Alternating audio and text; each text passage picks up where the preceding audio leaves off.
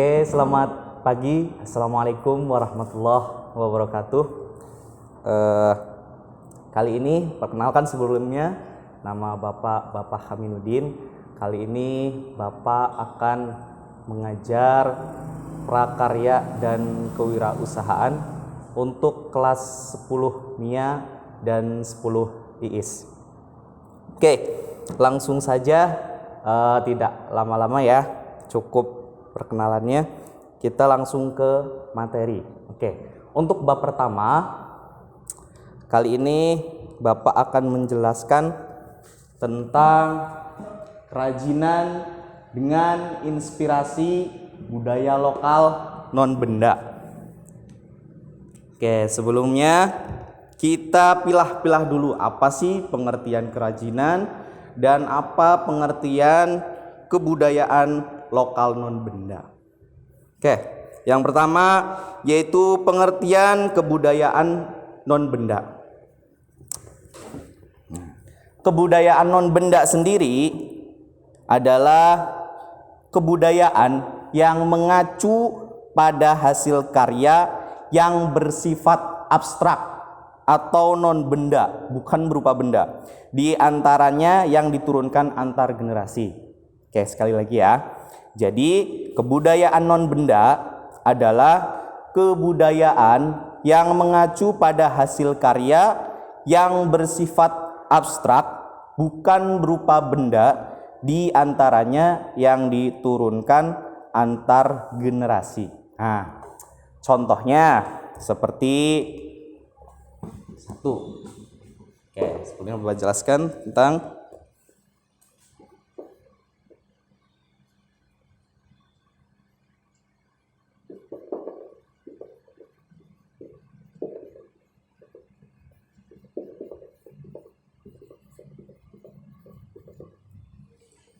contohnya seperti apa? Contohnya seperti tari-tarian tradisional.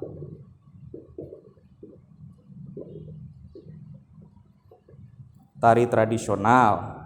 Kemudian ada pertunjukan panggung, ada juga ondel-ondel, terus wayang. Kemudian juga ada lagu daerah, musik tradisional.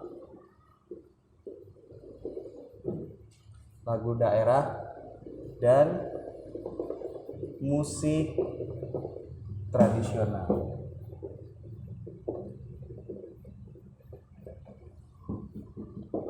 Ada juga contoh yang lain, puisi,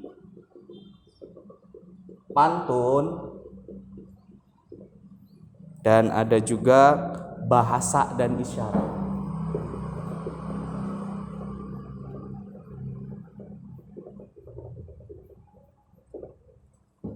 Contoh yang lainnya seperti apa? Nah, bisa kalian tulis sendiri ya. Contohnya yang lain seperti cerita rakyat, ritual, festival daerah, dan tradisi.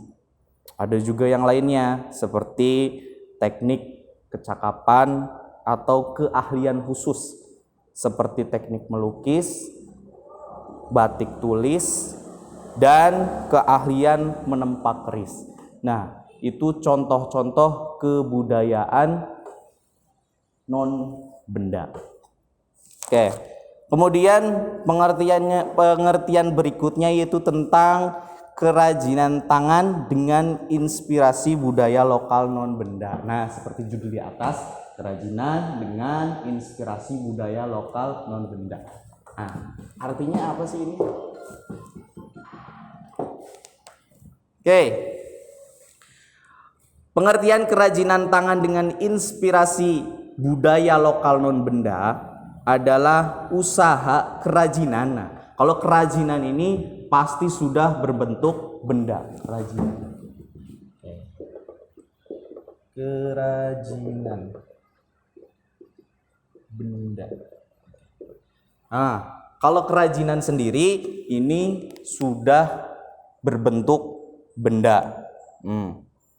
Nah, budaya lokal non-benda adalah usaha kerajinan benda yang inspirasi atau ide pembuatannya berasal atau berkaitan dengan kebudayaan lokal atau tradisional dalam negeri yang bukan benda. Oke, dengan kata lain, kalian membuat sebuah kerajinan berbentuk benda yang inspirasinya dari kebudayaan non benda, kebudayaan lokal non benda. Nah, kita cari contohnya apa? Contoh.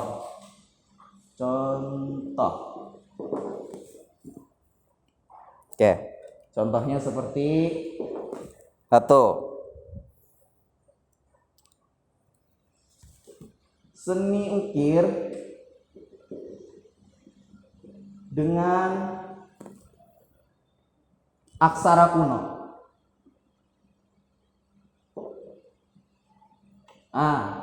Seni ukir ini bentuk kerajinannya. Sedangkan aksara kuno ini bentuk kebudayaan non bendanya. Contoh-contoh yang lain seperti gambar kaus dengan gambar-gambar cerita rakyat. Contoh, kalian membuat toko baju dan menjual kaos dengan gambar-gambar cerita rakyat. Nah, itu contoh pengertian dari kerajinan tangan dengan inspirasi budaya lokal non benda. Nah, wayang, mungkin kalian kenal dengan wayang.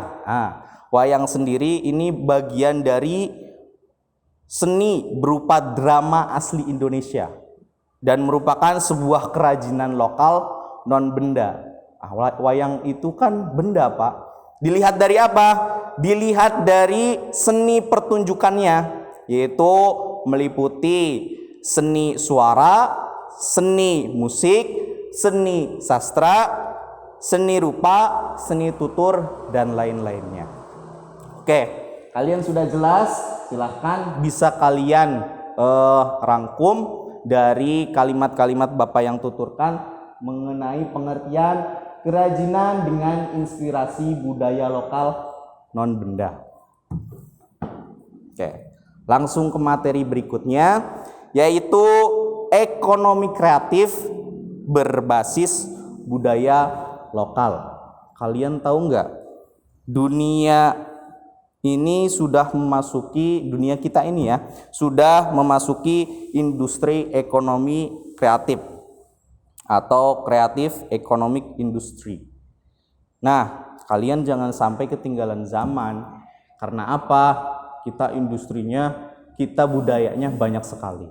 Kita memanfaatkan kebudayaan ini sebagai bentuk industri, atau kalian menciptakan produk-produk yang inspirasi keluar dari budaya lokal kita.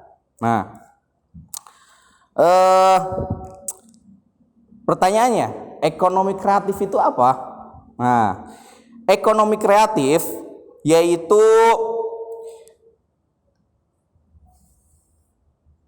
ekonomi yang dimana sebuah konsep di era ekonomi yang mengintensifkan informasi dan kreatif dengan mengandalkan ide dan pengetahuan dari sumber daya manusia sebagai faktor produksi yang utama. Oke, Bapak ulangi ya. Ekonomi kreatif berarti sebuah konsep di era ekonomi baru yang mengintensifkan informasi dan kreativitas dengan mengandalkan ide dan pengetahuan dari sumber daya manusia sebagai faktor produksi yang utama. Nah, adapun kebudayaan lokal. Nah, kebudayaan lokal ini berarti nilai-nilai lokal hasil budidaya masyarakat suatu daerah yang terbentuk secara alami dan diperoleh melalui proses belajar dari waktu ke waktu. Nah, menurut G.W. Ajawaila, terus ya, G.W. Ajawaila.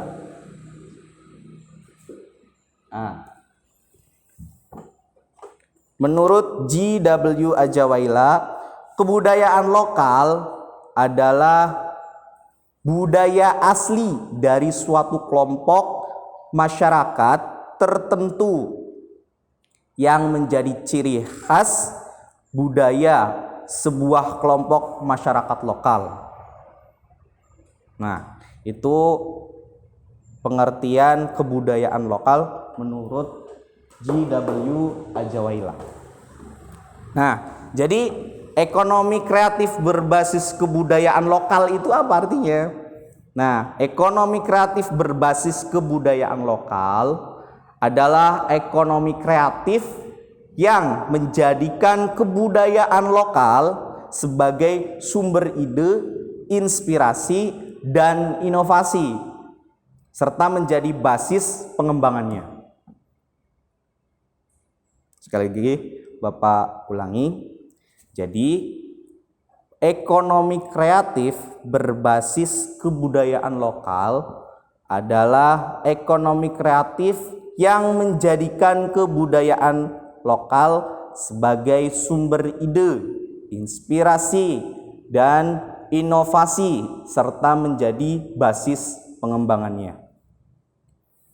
Oke, Indonesia itu memiliki potensi besar dalam menerapkan ekonomi kreatif berbasis kebudayaan lokal. Kenapa? Indonesia itu memiliki 34 provinsi dengan keberagaman budaya lokal. Nah, dari Sabang sampai Merauke, dari Pulau Miangas sampai Pulau Rote. Keragaman budaya lokal ini perlu dihargai, diangkat, dan diwujud nyatakan ke dalam program ekonomi kreatif. Jadi ketika kalian membuat suatu produk kerajinan, jangan ragu-ragu untuk mengangkat kebudayaan lokal kalian. Ya. Kemudian fungsi ekonomi kreatif yang berbasis kebudayaan lokal ini untuk apa? Untuk menjaga dan mencegah adanya eksploitasi budaya itu sendiri, yang diharapkan dapat mewujudkan daya tahan yang diimplementasikan melalui pandangan hidup, pengetahuan, dan berbagai strategi kehidupan berupa aktivitas yang hidupnya sekaligus,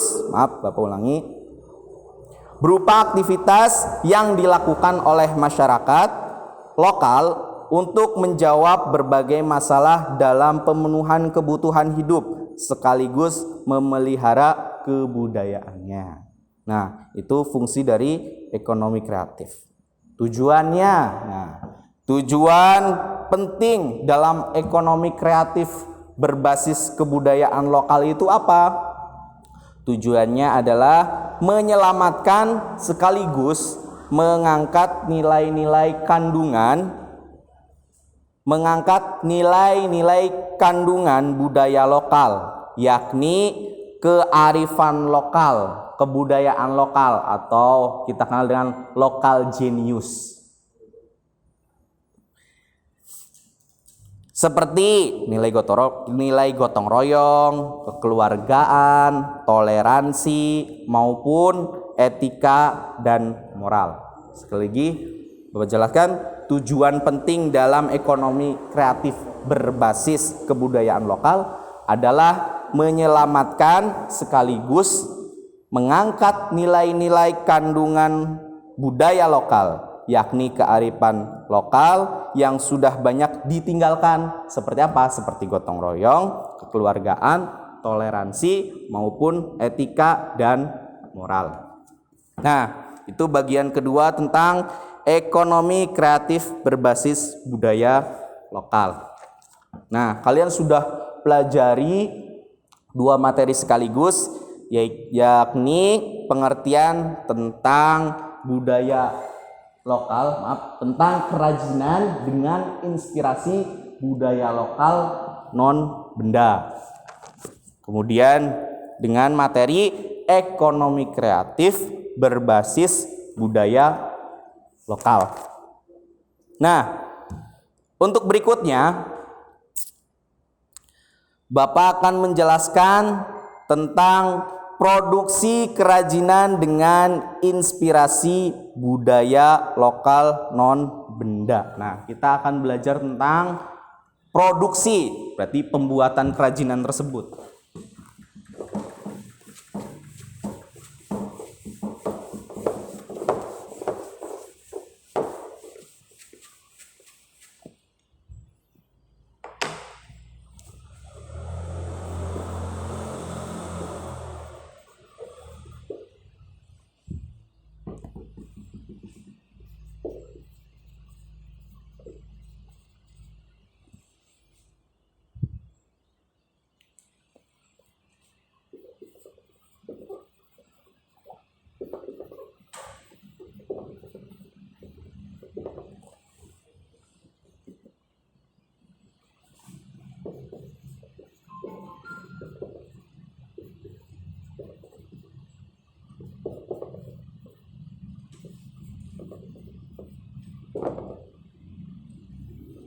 Oke, dalam produksi kerajinan dengan inspirasi budaya lokal non benda ini ada beberapa tahapannya. Oke, kita perhatikan dengan seksama ya.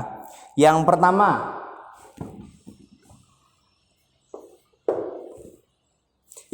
itu perencanaan awal.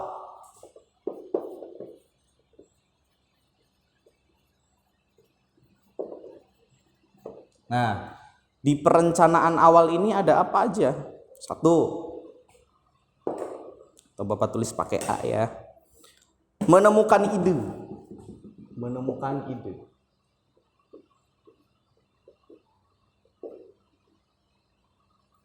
Yang pertama itu menemukan ide. Nah, ide ini bisa keluar dari berbagai sumber. Nah, sebagai contohnya, salah satu dari teman Anda bisa menjadi ide tentang suatu bentuk unik yang akan diciptakan. Makanya kalian perlu diskusi untuk menciptakan sebuah produk. Nah, kira-kira ketika kalian diskusi akan menemukan ide-ide seperti apa nih? Tuliskan semua idenya. Nah, dari teman kalian yang A, kira-kira bikin ide seperti apa? Yang B bikin ide seperti apa, yang C bikin ide seperti apa, silahkan ditampung jadi satu. Oke. Kemudian dari tahap perencanaan awal ini, setelah menemukan ide, yang kedua kita membuat gambar atau sketsa.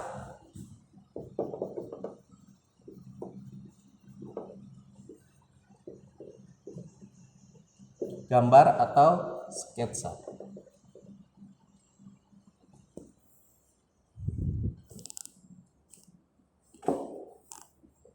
Oke, dari ide-ide yang kalian keluarkan tadi, silahkan kalian bisa langsung buat gambarnya atau sketsanya. Misalkan nih, kalian menemukan ide tentang pembuatan kaos dengan beragam cerita budaya lokal.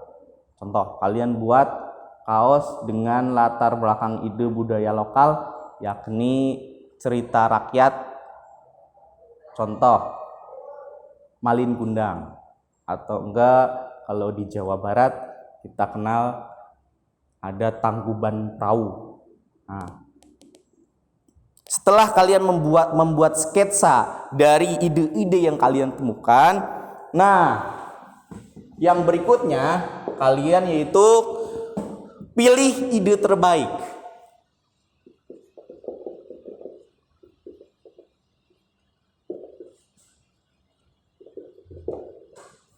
Nah, pilih ide terbaik dari sekian ide yang ada, kemudian dibuat gambar atau sketsa, langsung kalian pilih ide terbaiknya.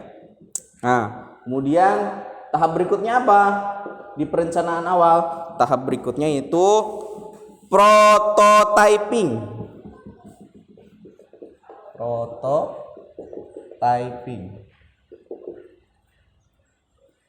Nah, prototyping. Nah, atau membuat studi model.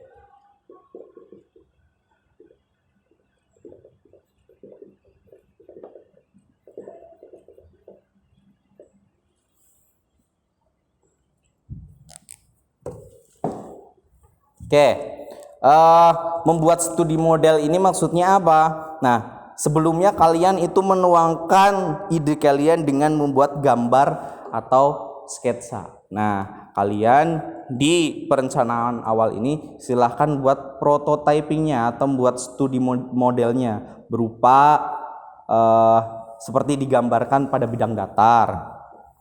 Nah, atau misalkan bentuk 3 dimensi. Jika kerajinan kalian berbentuk 3 dimensi, studi yang dilakukan yaitu buat format 3 dimensinya, yaitu dengan studi model tadi. Nah, studi model ini bisa menggunakan material sebenarnya ataupun bukan material sebenarnya. Misalkan kalian bikin kaos nih, jadi kalian bisa gunakan kaos seperti bahan aslinya ataupun membuat tiruannya. Nah, ini membuat studi model atau prototyping. Untuk perencanaan berikutnya di perencanaan awal yaitu langsung kita membuat perencanaan produksi.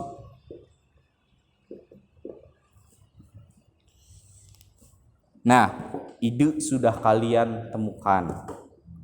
Sudah buat gambar atau sketsa, sudah pilih ide terbaiknya mana, sudah membuat studi model. Nah, kalian tinggal membuat tahapan perencanaan produksi. Kira-kira produksi ini mau dibuat seperti apa, mulai dari apa, kira-kira kapan ini buatnya. Nah, itu tadi. Terus buat prosedur. Maaf, Bapak ngomongnya rada pabelit ya. Membuat prosedur dan langkah-langkah kerja. Nah, itu tahapan terakhir di perencanaan awal produksi. Kemudian yang kedua, kalian masuk ke tahap produksi. Tahap produksi.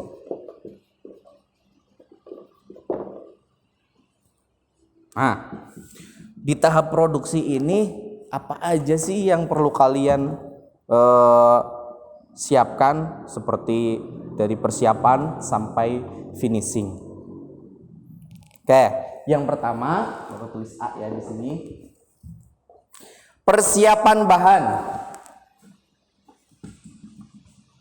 Persiapan bahan. Nah, kira-kira bahan apa yang akan kalian butuhkan atau material apa yang akan kalian butuhkan, kalian persiapkan bahannya. Kemudian berikutnya yaitu tahap pembentukan. Tahap pembentukan. Nah, tahap pembentukan ini mau dibentuk seperti apa nih? Misalkan kalian buat kerajinan dari besi, kalian prosesnya seperti apa? Apakah dilas, ataukah dipahat, ataukah diukir?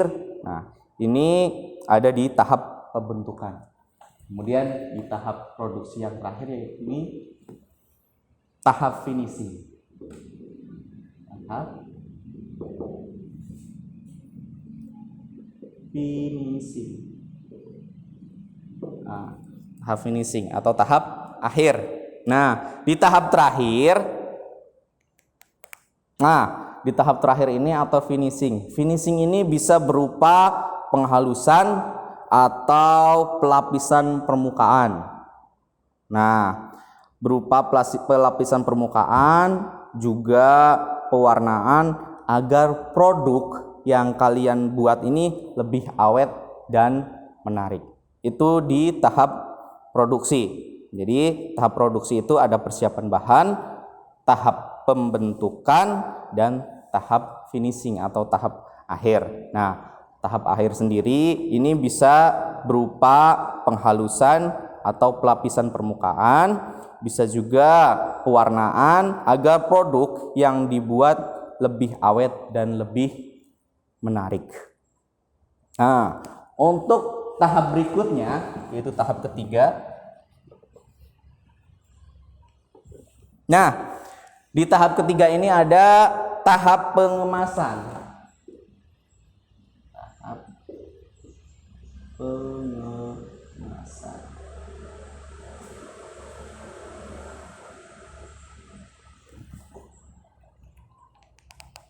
Nah, tahap pengemasan ini memiliki tujuan supaya apa? Yaitu membuat produk menjadi awet dan tahan lama. Misalkan nih kalian buat produksi sebuah baju atau kaos dengan nuansa wayang golek atau kebudayaan lokal, wayang atau tarian-tarian tradisional. Nah, supaya produksi ini awet seperti apa? Maka dikemas sedemikian rupa. Nah, di bagian pengemasan ini atau tahap pengemasan ini ada 3 jenis kemasan. Nah, yang pertama kita tulis A, kemasan kertas.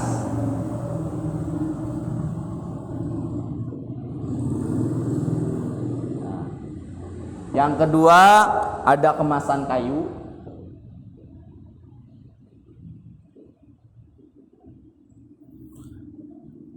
Yang ketiga ada kemasan plastik.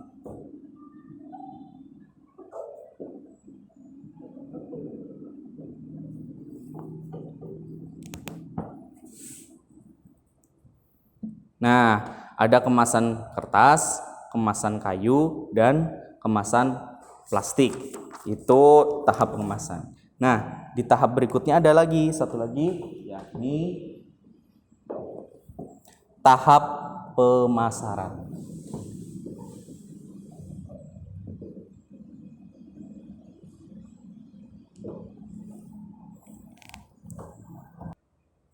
Oke, tahap yang keempat itu tahap pemasaran. Nah, pemasaran ini bisa pemasaran langsung, yaitu promosi dan penjualan yang dilakukan langsung kepada konsumen tanpa melalui toko. Nah, pemasaran produk ini juga bisa dilakukan dengan cara pemesanan, yaitu konsumen dapat melihat langsung produk ataupun melalui gambar dari produk kerajinan. Kemudian tinggal kita memesannya. Nah, itu tadi tahap pemasaran. Oke, itu ada 3 materi yang kali ini Bapak sampaikan. Yang pertama yaitu pengertian tentang kerajinan dengan inspirasi budaya lokal non-benda. Kemudian kita juga belajar tentang ekonomi kreatif berbasis budaya lokal. Dan yang ketiga yaitu produksi kerajinan dengan inspirasi budaya lokal non-benda. Untuk materi-materi berikutnya kita akan bertemu di minggu selanjutnya. Terima kasih, tetap jaga kesehatan kalian, tetap berada di rumah, jangan ke mana-mana, tetap mengikuti protokol pemerintah agar terhindar dari sesuatu yang tidak kita inginkan. Oke, terima kasih. Silahkan untuk kalian bisa mengerjakan tugas setelah video ini selesai. Terima kasih. Selamat pagi. Wassalamualaikum warahmatullahi wabarakatuh.